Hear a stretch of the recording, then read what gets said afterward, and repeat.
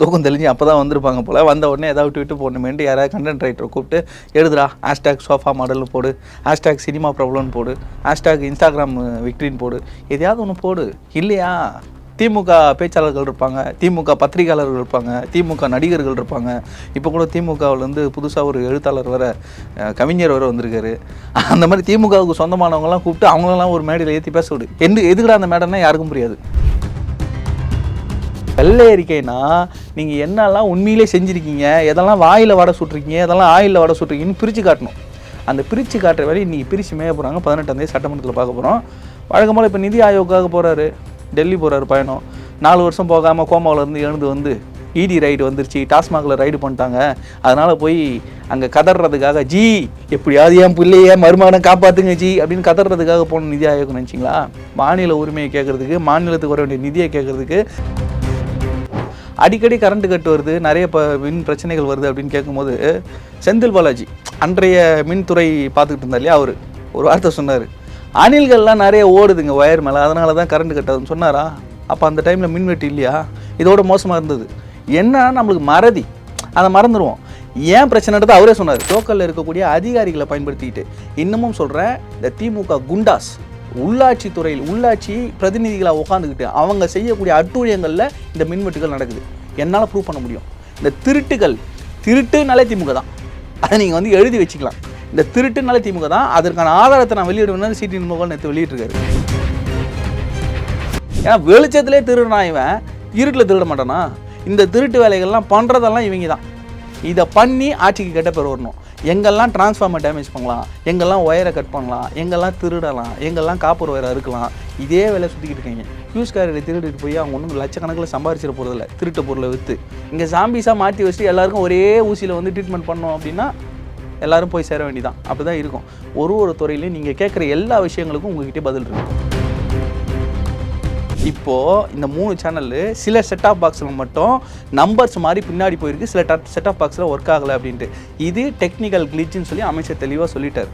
இதில் உங்களை அமைக்கி வச்சு பண்ணுறதுக்கு ஒன்றுமே கிடையாது. திமுக மாதிரி இங்கே நசுக்கிற வேலை, பத்திரிகையாளர்களை தாக்குற வேலை, கேமராமேனை தூக்கிட்டு போய் மண்டையில் அடித்து பொழக்கிற வேலை, இதெல்லாம் கிடையாது.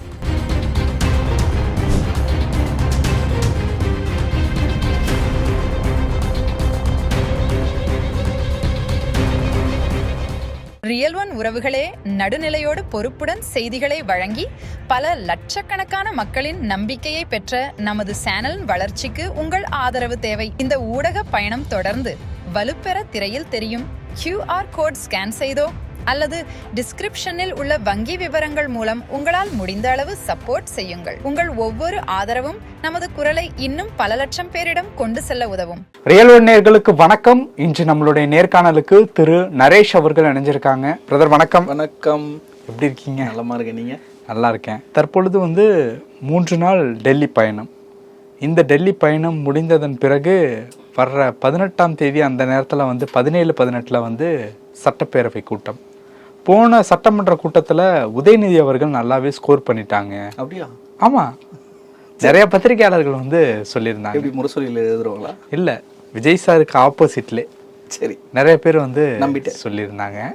பட் இந்த சட்டமன்ற கூட்டத்தை பொறுத்த வரைக்கும் வெள்ளை அறிக்கை வெளியிட போகிறதுக்கு உண்டான நிறைய வாய்ப்புகள் இருக்கு அப்படின்ட்டு சொல்கிறாங்க. இந்த தடவையாவது விஜய் சார் ஸ்கோர் பண்ணுறதுக்கு ஏதாவது வாய்ப்பு இருக்கா? என்ன கதை? அவர் ஸ்கோர் பண்ணி தான் இன்னைக்கு ஆட்சியிலே உட்காந்துருக்காரு. ஸ்கோர் பண்ணல. ஏன்னா உதயநிதி சாரோட ட்வீட் எல்லாத்துலயும் பாத்தீங்கன்னா ஹேஷ்டேக் சோஃபா மாடல் அப்படிங்கிற ஒரு விஷயத்த ரெகுலரா ரிப்பீட் பண்ணிட்டு இருக்காங்க. உதயநிதி ஹேஷ்டேக் மாடல்னு வச்சுலாமா? உதயநிதி பேரு. முதல்ல அவரை தூக்கத்துல இருந்து வெளியே வர சொல்லுங்க.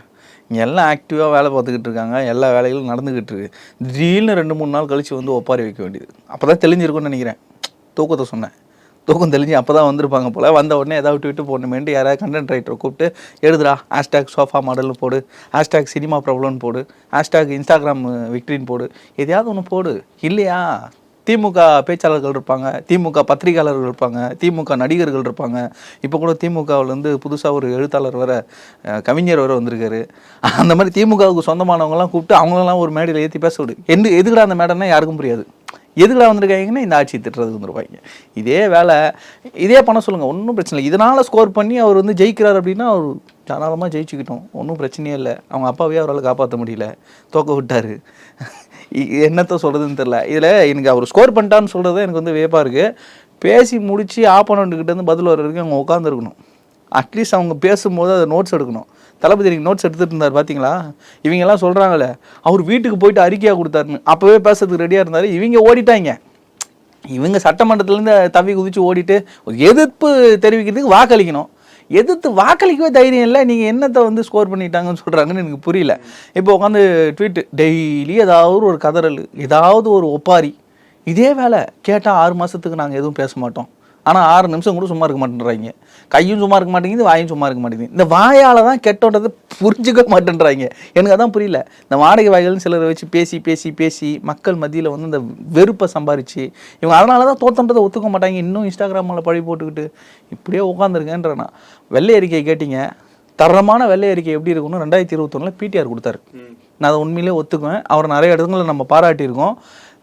ஒரு வருஷம் நம்ம வந்து கட்ட வேண்டிய கடன் தொகை இருக்கு இல்லையா, அதற்கான வட்டியை குறைச்சாரு. அதற்கான வட்டியை குறைச்சி கடனில் வந்து திரும்ப செலுத்துறதுக்கான வேலையை பார்த்தாரு. ஆனால் நீங்கள் என்ன பண்ணீங்க? அவரை தூக்கி சம்மந்தமே இல்லாத ஒரு துறையில் போட்டு அவர் ஆஃப் பண்ணிட்டீங்க. மனுஷன் நான் அரசியலேருந்து கொஞ்ச நாள் ஓய்வு எடுக்கிறேனே போயிட்டார், விலகி இருக்கிறேனே சொல்லிட்டார். ஒரு திறமையானவர்களுக்கு திமுகவில் இடவில்லைன்றதுக்கு அது ஒரு உதாரணம். அவர் ஒரு வெள்ளை அறிக்கை கொடுத்தாரு. அதுக்கப்புறம் ஒருத்தர் வெள்ளை அறிக்கை கொடுத்தாரு திமுகவில், பார்த்தீங்களா? அதை வெள்ளை பேப்பர் எடுத்து ஆட்டி கட்டினார் பாருங்க. அந்த மாதிரி வெள்ளை அறிக்கை இல்லை. வெள்ளை அறிக்கைனா நீங்கள் என்னெல்லாம் உண்மையிலே செஞ்சுருக்கீங்க, எதெல்லாம் வாயில் வடை சுட்டுருக்கீங்க, எதெல்லாம் ஆயிலில் வடை சுட்டுருக்கீங்கன்னு பிரித்து காட்டணும். அந்த பிரித்து காட்டுற வேலையை இன்றைக்கி பிரித்து மேய போகிறாங்க. 18ஆம் தேதி சட்டமன்றத்தில் பார்க்க போகிறோம். வழக்கம் போல் இப்போ நிதி ஆயோக்காக போகிறாரு, டெல்லி போகிறாரு பயணம். 4 வருஷம் போகாமல் கோமாவிலேருந்து எழுந்து வந்து இடி ரைடு வந்துருச்சு, டாஸ்மாகில் ரைடு பண்ணிட்டாங்க, அதனால் போய் அங்கே கதறதுக்காக ஜி எப்படியாவது என் பிள்ளைய மருமகனை காப்பாற்றுங்க ஜி அப்படின்னு கதறதுக்காக போன நிதி ஆயோகம் நினச்சிங்களா? மாநில உரிமையை கேட்குறதுக்கு, மாநிலத்துக்கு வர வேண்டிய நிதியை கேட்குறதுக்கு முதலமைச்சராக அங்கே போகிறாரு. ஆக்டிவான முதலமைச்சராக போகிறாரு. இந்த மாதிரி பொம்மையாக முதலமைச்சராக இல்லை, ஆக்டிவான முதலமைச்சராக ஒவ்வொரு நாளும் ஒவ்வொரு நிமிஷமும் வேலை பார்த்துட்டு இருக்காரு. மக்களுக்காக பணி செய்கிற முதல்வராக நீ நம்ம பார்க்குறோம். ஓகே, பட்டு இந்த மாதிரியான விஷயத்துக்கு நீங்கள் வந்து உங்களுடைய ஆப்போசிட் கருத்தை நீங்கள் வந்து தெரிவிச்சிருந்தாலும் தொடர் மின்வெட்டு அப்படிங்கிறது பெரிய பிரச்சனையாக இருக்குது. நிறைய பேர் வந்து அந்த பீஸ் கேரியரை வந்து எடுத்துகிட்டு போகிறது, சொல்லப்போனால் திருடிட்டு போகிறது, அதை திருட்டு அதை நான் எடுத்துகிட்டு போகிறது அப்படிங்கிற மாதிரி சொல்கிறேன். அந்த மாதிரியான விஷயங்கள் வந்து நடக்குது. மின்வெட்டு நள்ளிரவில் தான் நடக்குது அப்படிங்கிற மாதிரியான ஒரு விஷயமும் வந்து தெரியும். இப்போ இந்த விஷயம், அதாவது இந்த காலம் சம்மர் காலத்தில் மின்சாரத்தினுடைய தேவை எந்த அளவுக்கு ஒரு பீக்கில் இருக்கும் அப்படிங்கிறது எல்லாருக்குமே தெரியும். இதற்கு எப்பொழுது தான் ஒரு விடிவு அப்படிங்கிற மாதிரி ரொம்ப விரைவிலே கிடைச்சிரும். நீங்க ஆனா இதுக்கு முன்னாடி இப்படி நடக்கல. ஏன் நடக்கல? நான் உங்களுக்கு உதாரணம் சொல்றேன். இல்ல இந்த அளவுக்கு நடக்கல. இந்த அளவுக்கு நடந்தது. இல்லையா? நான் உங்களுக்கு ஞாபகப்படுத்துறேன், நீங்க மறந்துடுறீங்க. அதான் பிரச்சனை. நீங்க என்னன்னா ஒரு 5 வருஷத்துக்கு முன்னாடி நடந்ததெல்லாம் மறந்து போகுது. எப்போ 16 to 2021 நான் சொல்றேன். ஒரு உதாரணம் சொன்னா உங்களுக்கு கரெக்டா ஞாபகம் வரும். அடிக்கடி கரண்ட் கட்டு வருது, நிறைய மின் பிரச்சனைகள் வருது அப்படின்னு கேட்கும்போது செந்தில் பாலாஜி அன்றைய மின்துறை பார்த்துக்கிட்டு இருந்தா இல்லையா, அவர் ஒரு வார்த்தை சொன்னார், அணில்கள்லாம் நிறைய ஓடுதுங்க ஒயர் மேலே, அதனால தான் கரண்ட் கட்டாதுன்னு சொன்னாரா? அப்போ அந்த டைமில் மின்வெட்டு இல்லையா? இதோட மோசமாக இருந்தது. என்ன நம்மளுக்கு மறதி, அதை மறந்துடுவோம். ஏன் பிரச்சனைன்றது அவரே சொன்னார். கடந்த எலெக்ஷன் தேர்தல் நேரங்களில் இந்த மெயின்டெனன்ஸ் வேலையெல்லாம் பார்க்காம அங்கங்கே பழுதா விட்டதுனால ஆட்சி மாற்றம், அதுக்கப்புறம் அதிகாரிகள் அதெல்லாம் வந்து ஆய்வு பண்ணி எல்லாம் பண்ணுறதுக்கு கொஞ்சம் நேரம் எடுக்கும். நிறைய தில்லுமுள்ளுகள்லாம் நடந்திருக்கு. அதனால் வந்து இந்த ஆட்சியில் அதை சரி செய்யறதுக்கு கொஞ்சம் நேரம் கிடைக்கணும். இதே செந்தில் பாலாஜி அவர் தான் பேசினார். இன்னைக்கு வேற உருட்டாரு. நீங்க இதெல்லாம் ஞாபகப்படுத்தணுன்றதுனால தான் நாங்கள் பேசிக்கிட்டு இருக்கோம். பட் அணில்கள்லாம் ஓடி இப்போ இருக்கிற பிரச்சனைக்கு என்ன தீர்வு? இப்போ இருக்கிற பிரச்சனைகளுக்கும் அதே தீர்வு கிடைக்கும். அணில்கள் நீங்க அந்த அணில்கள் வேற, இந்த அணில்கள் உண்மையான அணில்கள். இந்த அணில்கள் சொல்றதுக்கு பெருமைப்படுறோம். அவர் சொன்ன அணில் மாதிரி, அவர் சொன்ன தியாகி மாதிரிலாம் கிடையாது, பொய்யான தியாகிகள்லாம் கிடையாது. இங்கே உண்மையான அணில்கள் தான், ஒத்துக்கிறோம். நீங்கள் ஒரு நாள் வந்து இந்த ஆட்சியில் இதுக்கு அப்புறம் என்னென்ன பிரச்சனைகளுக்கெல்லாம் தீர்வை வந்து சொல்லிக்கிட்டு இருக்காங்கன்றதை ஒன்றா பார்த்துக்கிட்டு வரோம். சிங்க பெண்களுக்கு நீங்கள் கொண்டு வரலன்னு பேசிக்கிட்டு இருந்தாரா? எப்போ கொண்டு வரலையா? 10 நாள் முன்னாடி கொண்டு வர வேண்டியது, 10 நாளாக கொண்டு வரல பேசிக்கிட்டு இருந்தார்ல. 5 வருஷமாக ஆட்சியில் கோமால இருந்தியா நீ? அதே ஆட்சியில் துணை முதல்வர் தானே. இந்த பெண்கள் பாதுகாப்புக்கு ஒரு நடவடிக்கை அரசு எடுத்ததுன்னு ஒன்று சொல்லுங்க பார்க்கலாம். ஏதாவது முன்னெச்சரிக்கை இந்த மாதிரி திட்டங்கள் கொண்டு வரும். இந்த நாளை வந்து பெண்கள் பாதுகாப்பு வந்து உறுதி செய்யப்படும் பேசியிருக்காங்களா? முதல்ல பெண்களுக்கு பிரச்சனை இருக்குன்னு பேசியிருக்காங்களா? பாதுகாப்பாக தான் இருக்கும்னு பேசுறாங்க. இல்லை நான் மின்வெட்டுக்கே வரேன். இப்போ மின்வெட்டு பிரச்சனைகளுக்கு சிடி நம்பர் தெளிவாக சொன்னார். இங்கே மின்துறையில் லாபகரமாக இயங்குது, அதிக விலைகள் வந்து நம்ம மின் வந்து விற்பனை செய்கிறோம் மக்களுக்கு. ஆனால் நஷ்ட கணக்கு எழுதுறாங்க, கொள்முதல் நஷ்டம் இருக்குது, அங்கே ஃப்ளா இருக்குன்னு சொன்னாங்களா? ஹார்ட் டிஸ்க் திருடு போச்சா? ஹார்ட் டிஸ்க் திருடு போன அடுத்து கரண்ட் பிரச்சனை. அங்கங்கே லோக்கலில் இருக்கக்கூடிய அதிகாரிகளை பயன்படுத்திக்கிட்டு, இன்னமும் சொல்கிறேன், இந்த திமுக குண்டாஸ் உள்ளாட்சி துறையில் உள்ளாட்சி பிரதிநிதிகளாக உட்காந்துக்கிட்டு அவங்க செய்யக்கூடிய அட்டூழியங்களில் இந்த மின்வெட்டுகள் நடக்குது. என்னால் ப்ரூவ் பண்ண முடியும். இந்த திருட்டுனாலே திமுக தான். அதை நீங்கள் வந்து எழுதி வச்சுக்கலாம். இந்த திருட்டுனாலே திமுக தான். அதற்கான ஆதாரத்தை நான் வெளியிடுவேன். சிடி மோகன் நேற்று வெளியிட்டிருக்காரு. நீங்கள் பகலில் காட்டின ஒரு சிசிடிவி வச்சுக்கிட்டு நைட்டில் கரண்ட் ஆஃப் பண்ணதுக்கு ப்ரூஃப் சொல்கிறீங்களா? பகல் நைட்டில் தானே மக்கள் போய் சாலை மறியல் பண்றாங்க, இபி ஆஃபீஸில் போய் கேட்குறாங்க. பதட்டப்படாதீங்க. பகலில் திருடின ஒரு வீடியோவை போட்டிருக்காரு, நைட்டில் திருடினதுக்கெலாம் வீடியோ இருக்குது, அதெல்லாம் போடலை. உடனே பகலில் திருடினதை காட்டிட்டார், நைட்டில் கரண்ட் ஆஃப் ஆகுதுன்னு மக்கள் போராடுறாங்க. எப்படி கம்பேரிசன் வருது பாருங்க. நைட்லேயும் தான் திருடுறான், ஏன்னா வெளிச்சத்திலே திருடுறான் இவன், இருட்டில் திருட மாட்டானா? இந்த திருட்டு வேலைகள்லாம் பண்ணுறதெல்லாம் இவங்க தான். இதை பண்ணி ஆட்சிக்கு கெட்ட பேர் வரணும். எங்கெல்லாம் டிரான்ஸ்ஃபார்மர் டேமேஜ் பண்ணலாம், எங்கெல்லாம் ஒயரை கட் பண்ணலாம், எங்கெல்லாம் திருடலாம், எங்கெல்லாம் காப்பர் ஒயரை அறுக்கலாம், இதே வேலை சுற்றிக்கிட்டு இருக்கீங்க. ஃபியூஸ் கேரியரை திருடிட்டு போய் அவங்க ஒன்றும் லட்சக்கணக்கில் சம்பாதிச்சிட போகிறதில்ல. திருட்ட பொருளை விற்று திருடி இதை வந்து கெட்ட பேர் ஆக்கணும், இதை பிரச்சனை ஆக்கணும். நல்லா யோசிச்சு பாருங்கள். ஒரு பிரச்சனை ஆகுதுன்னா ஒரே காப்பி பேஸ்ட் பண்ண மாதிரி டோனில், எப்படி கரூரில் ஒரு மீட்டிங் நடந்தப்போ 1 லட்சம் சேர் 1.5 லட்சம் சேர் உள்ளே போட்டு 1 லட்சம் பேர் வெளியே நின்னாங்கன்னாங்களே ஒரே டெம்ப்ளேட்டில். அதே மாதிரி ஒரே டெம்ப்ளேட்டில் எல்லாரும் பேசுவாங்க. கரண்ட் கட்டு மக்கள் போராட்டம், வீதியில் வந்து போராட்டம் தான் செய்வாங்க. அந்த மக்கள் இன்றைக்கி பிரச்சனைனா வரதான் செய்வாங்க. இப்போ நம்மளாவே இருக்கட்டும், அடிக்கிற வெயிலுக்கு அனலில் வீட்டில் ஒரு 10 நிமிஷம் கரண்ட் இல்லைன்னு வச்சுங்க, நனைஞ்சிரும். அது எவ்வளோ இரிட்டேட் ஆகும் தெரியுமா? ஏன்னா பகலில் வேலைக்கு போனவன் இன்றைக்கி நைட்டு ஃபுல்லாக தூக்கம் இல்லாமல் அவஸ்தப்பட்டு சின்ன குழந்தைகளை வச்சுட்டு அவஸ்தப்பட்டுக்கிட்டு மறுநாள் வந்து போகலான்னா இபி ஸ்டேஷன் போனால் பதில் சொல்ல முடியல. இருட்டில் எங்கே போய் எதை பிடுங்கினானுங்க, எதை அறுத்தானுங்க, எதை உடைச்சானுங்கன்னு தெரியாமல் தேடி கண்டுபிடிச்சி அவங்களும் உயிரை பணைய வச்சு வேலை செய்கிறாங்க. அப்படி வேலை செஞ்சு அந்த கரண்ட்டை கொண்டு வரதுக்குள்ளே பாடுபடுறாங்க. மணிக்கணக்கு ஆகுது. அது எல்லாம் இன்னும் கொஞ்சம் நாளில் சரி செய்யப்படும்னு அமைச்சர் சொல்கிறாரு. உங்கள் அமைச்சர் பேச சொன்னால் நக்கலாக பதில் சொல்லிட்டு போகிறார். அப்படியே சொல்லிட்டு இருக்காங்க. அணில்கள் தாவுது, வெள்ளை பேப்பர் எடுத்து இதான் வெள்ளை அறிக்கை உங்களுக்கு காட்டணும், இந்த மாதிரி நக்கலாக யாருன்னா பதில் சொன்னாங்களா? உங்களுக்கு இருக்கக்கூடிய அந்த திமிரு அது எங்ககிட்ட கிடையாது. அதை இந்த அமைச்சர்கள் இன்றைக்கி ரொம்ப பொறுப்பாக எல்லா துறையும் ஹேண்டில் பண்ணிகிட்டு இருக்காங்க. ஒவ்வொன்றும் நம்ம பார்த்துக்கிட்டு இருக்கோம். மின்சாரத்துறையில் இருக்கக்கூடிய இந்த பிரச்சனைகளும் விரைவில் சரி செய்யப்படும். ஓகே, அந்த விரைவில் அப்படிங்கிறதுக்கு எவ்வளோ கால தாமதம்? போன 10ஆம் தேதி பதவி ஏற்றாங்க. இன்றைக்கி நம்ம பேசிக்கிட்டு இருக்கோம் 10ஆம் தேதி. ஒரு மாதத்தில் எவ்வளவு நல்ல விஷயங்கள் நடந்திருக்கு, எவ்வளவு துறைகளில் ஊழல் இல்லாமல் ஒரு துறை இயங்கினா எவ்வளவு நல்ல விஷயங்கள் நடக்கும்ன்றதை அந்த ஒப்பந்ததாரர்கள் பேசுகிறாங்க. இது வரைக்கும் எங்கேயாவது ஒப்பந்ததாரர்கள் வெளியே வந்து புண்ணியமாக போவோம், அந்த கமிஷனை கட் பண்ணிங்கன்னா நாங்கள் நல்லா வேலை செய்வோம்னு சொல்லி பேசுனது கேட்டிருக்கீங்களா? அதே விஷயங்களில் டாஸ்மார்க் ஊழியர்களில் எங்களுக்கு கொடுக்க வேண்டிய சம்பளத்தை கொஞ்சம் உயர்த்தி கொடுத்து அதையும் பரிசீலிக்கப்படும் அந்த துறை அமைச்சர் பேசிட்டார். உங்களுடைய குறைகளும் நிவர்த்தி செய்யப்படும், பரிசீலிக்கப்படும் சொல்லிட்டாரா? 10 ரூபாய் வாங்காததுனால சஸ்பெண்ட் பண்ண அதிகாரிகள் அதே அரசு அந்த டாஸ்மாக் ஊழியர்கள்லாம் திரும்ப பணியமர்த்திட்டாங்களா? இப்போ 10 ரூபாய் வாங்குறவங்கள சஸ்பெண்ட் பண்ணிக்கிட்டு இருக்காங்களா? நடவடிக்கை எடுத்துக்கிட்டே இருக்காங்க இல்லையா? ஒவ்வொரு துறையும் கொஞ்சம் கொஞ்சமாக தான் மாற்ற முடியும். இங்கே ஜாம்பிஸாக மாற்றி வச்சுட்டு எல்லாருக்கும் ஒரே ஊசியில் வந்து ட்ரீட்மெண்ட் பண்ணோம் அப்படின்னா எல்லாரும் போய் சேர வேண்டியதான். அப்படி தான் இருக்கும். ஒரு துறையிலையும் நீங்கள் கேட்குற எல்லா விஷயங்களுக்கும் உங்ககிட்டே பதில் இருக்குது. ஒவ்வொரு செய்திகளும் பார்த்துக்கிட்டே தான் இருக்கீங்க. ரமேஷ் அவர்கள் போயிட்டு ஆய்வு பண்ணும்போது இதில் எக்ஸ்பைரி டேட் இருக்கான்னு கேட்டார். இது ஒரு விமர்சனமா? அது இதில் போட்டிருக்குங்க 8ஆம் தேதின்னு, இது 8ஆம் தேதி போட்டிருக்குன்னு உங்களுக்கு எப்படி தெரியும்னு கேட்குறாரு. ஏதாவது ஆய்வு பண்ணுறீங்களா? அந்த கம்பெனி பார்த்துருக்கீங்களா? எங்கே ப்ரொக்யூர் பண்ணுறீங்க? அந்த கடை எப்படி இருக்கும், செய்கிற இடம் எப்படி இருக்கும், இதெல்லாம் பார்த்துருக்கீங்களான்னு கேட்குறது ஒரு அமைச்சருடைய பொறுப்பு. அதை கிண்டல் பண்ணுற அளவுக்கு தான் உங்களுக்கு அறிவு இருக்குன்னா கிண்டல் பண்ணி சந்தோஷப்பட்டுக்குன்னு தான் சொல்ல முடியும். நேற்று இரவிலிருந்து உதயநிதி ஸ்டாலினாக இருக்கட்டும், அண்ணாமலை அவர்களாக இருக்கட்டும், ஒரு 3 நியூஸ் சேனல்ஸ் வந்து கேபிள் டிவி செட்டாப் பாக்ஸ்லேருந்து எடுக்கப்பட்டிருக்கு அப்படிங்கிற மாதிரி வந்து ஒரு விஷயம் வந்து கேள்வி கேட்டுக்கிட்டு இருக்காங்க.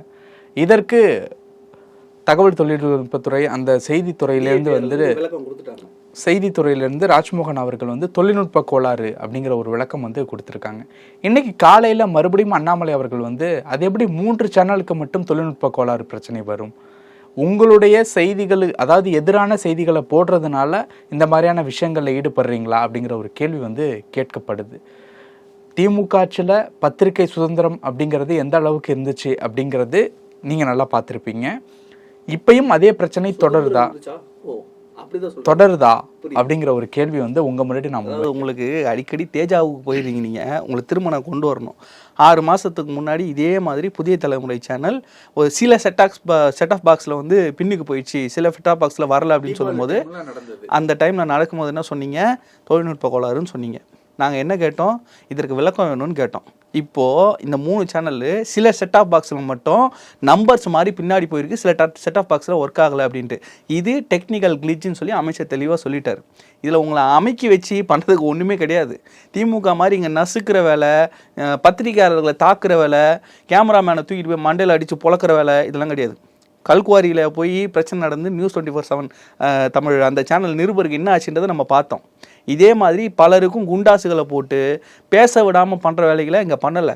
மாரிதாஸ் இப்போ கைது பண்ணது கூட அவர் பேசினது ஒரு அமைச்சர், பெண் அமைச்சர். ஒரு பெண் வந்து அரசியலுக்கு வரணும் அப்படின்றது மிகப்பெரிய ஒரு கேள்விக்குறியாக இருக்குது. கேட்டால் நாங்கள் பெண்களுக்கு சுதந்திரம் வாங்கி கொடுத்துட்டோம், நாங்கள் தான் பெண்களுக்கு எல்லாத்தையும் உரிமைகள் வாங்கி கொடுத்தோம்னு சொல்லி திமுக பேசுவோம்.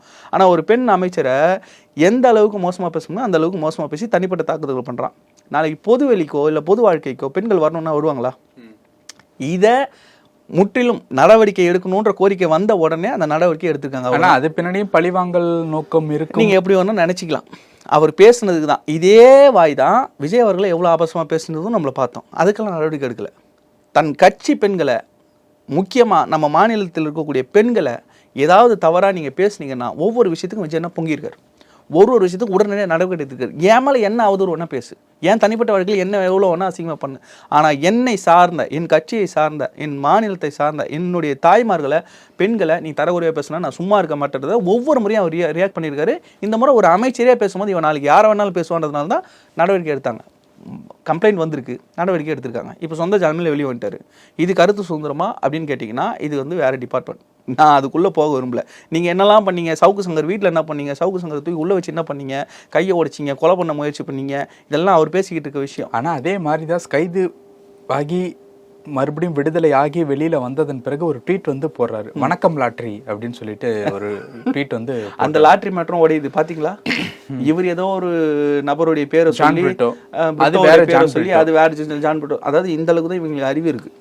இவங்க வந்து மாட்டு சாணத்துலேயும் கோமியத்துலேயும் இவங்க வந்து அறிவு தர்றவங்ககிட்ட வேறு எதுவும் எதிர்பார்க்க முடியாது. அதை அந்தளவுக்கு மட்டும் டீல் பண்ணி வச்சுக்கலாம். நீங்கள் வந்து நல்லா உட்காந்து டிவிக்கு முன்னாடி நெரேட் பண்ணி ஒரு பொய்யை கட்டமைக்க முடியுது அப்படின்னா அது திறமை. அந்த திறமையை பாராட்டலாம். அதனால் இங்கே சமூகத்தில் ஏதாவது பிரச்சனை வருதுன்னா கண்டிப்பாக அரசு பார்த்துக்கிட்டு சும்மா இருக்காது. இதே கருத்து சுதந்திரமாக எடுத்துக்கிட்டு மிஸ்யூஸ் பண்ணக்கூடியவங்களை அரசு பார்க்கக்கூடாது. அவர்கள் மேல் நடவடிக்கை எடுக்க வேண்டும், அது யாராக இருந்தாலும். அதுதான் நம்ம சொல்ல வந்தோம்.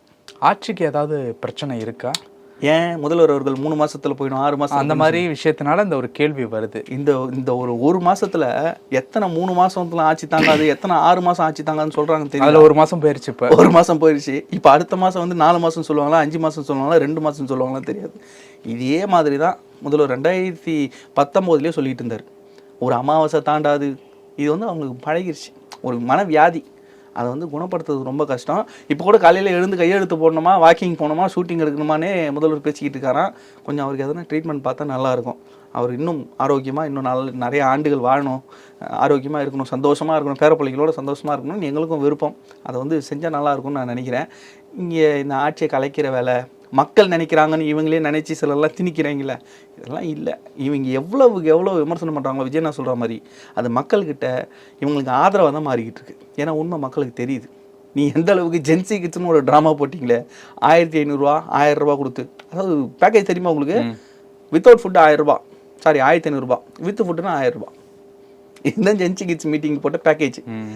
இப்படியே பண்ணி யாரை தான் ஏமாத்துறாங்கன்னு எனக்கு ஒன்றும் புரியல. ஸோ இதே தான் தொடரும் அப்படின்னா கவலைப்படாதீங்க. 2031 2036 சொன்னார்ல லைனா, திமுக தான், தாவேகா தான், அது கன்ஃபார்ம். பல விஷயங்கள் பேசியிருக்கோம். நேரத்திற்கு நன்றி.